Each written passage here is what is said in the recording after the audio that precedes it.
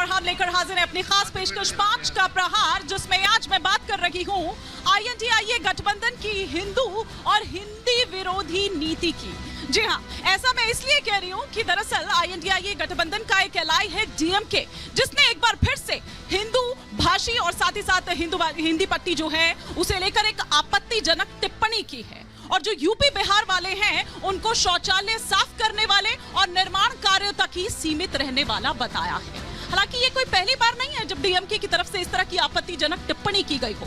इससे पहले भी DMK की ओर से अभी हाल ही में जब 5 विधानसभा चुनाव हुए थे राज्यों में, तब उसके बाद हिंदी भाषी पट्टी की बात करें, 3 राज्यों की बात करें, तो जिस तरह कई बम्पर मैंडेट बीजेपी को मिला था, उसके बाद DMK की ओर से ही दरअसल ये टिप्पणी सामने आई थी कि ये गौमूत्र स्टेट है, ये गौमूत्र वाले स्टेट है, पिछड़े हैं या फिर पढ़ाई लिखाई में उतने सक्षम नहीं है, पीछे हैं। और जैसा कि मैंने पहले भी कहा, ये कोई पहली बार नहीं है जब इस तरह की टिप्पणियां की गई हो। सनातन को लेकर भी बार बार आप देखिए कि इसी एलाई द्वारा किस तरह की टिप्पणियां की गई है। उसे डेंगू बताया गया, उसे मलेरिया बताया गया। तो क्या ये एक सोची समझी रणनीति है जिसके तहत INDIA गठबंधन काम कर रहा है?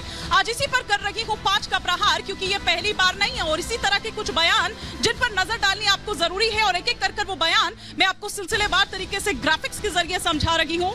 कि दयानिधि मारन की अगर बात करें, जो कि सांसद हैं DMK के, उनकी ओर से ये कहा गया कि हिंदी भाषी सड़क शौचालय साफ करते हैं।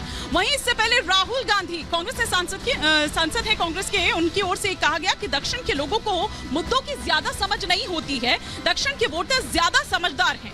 रेवंत रेड्डी की ओर से ये कहा गया कि तेलंगाना का DNA बिहार के DNA से बेहतर है। इसके अलावा ममता बनर्जी की अगर बात की जाए तो उनकी ओर से ये कहा गया कि पश्चिम बंगाल में बिहार और यूपी से गुंडे बुलाए जा रहे हैं। बीजेपी बिहार यूपी से गुंडों को बंगाल में भेज रही है। इसके अलावा मनोरंजन व्यापारी की बात करें, ये भी TMC के विधायक हैं। एक बिहारी 100 बीमारी, उनकी ओर से ये कहा गया, और बंगाल को बीमारी से मुक्त करें, ये तक कहा गया। इनके अलावा उद्धव ठाकरे की ओर से भी इसी तरह का बयान सामने आया, अरविंद केजरीवाल की ओर से भी इस तरह का बयान सामने आया, और सेंथिल कुमार की अगर बात करें तो उन्होंने भी इसी तरह की आपत्तिजनक टिप्पणी की। अरविंद केजरीवाल ने तो 500-500 रुपए बिहारी किस तरह से इस तरह की आपत्तिजनक टिप्पणी करते हुए वो नजर आए। अब ऐसे में कुछ सवाल खड़े हो रहे हैं, एक एक कर 5 का प्रहार के वो 5 सवाल आपके टेलीविजन स्क्रीन पर। ये पहला सवाल कि हिंदी भाषियों को गाली, आखिर क्यों मौन है INDIA? इसके अलावा दूसरा सवाल जो आपकी स्क्रीन पर आ रहा है वो ये कि सत्ता के लिए क्या जहर घोल रहा है INDIA गठबंधन? आखिर इसके पीछे क्या वजह है जो इस तरह की टिप्पणियां बार बार आती है? तीसरा सवाल जो आपकी स्क्रीन पर आ रहा है वो ये कि मोहब्बत की दुकान में सनातन विरोधी पकवान पक रहा है क्या? चौथा सवाल जो आपकी स्क्रीन पर आ रहा है वो ये कि मिशन 24 का असर इसीलिए OBC पर नजर। बार बार ये OBC वाला जो राग गाया जाता है, और जिस तरह से अभी फेरबदल कांग्रेस में भी देखा जा रहा है, उसमें भी अभी मैं बात करूंगी कि कितने OBC उसमें नजर आए हैं। पांचवा और अंतिम सवाल ये है कि क्या मोदी ने ढूंढ लिया है दक्षिण का उत्तर?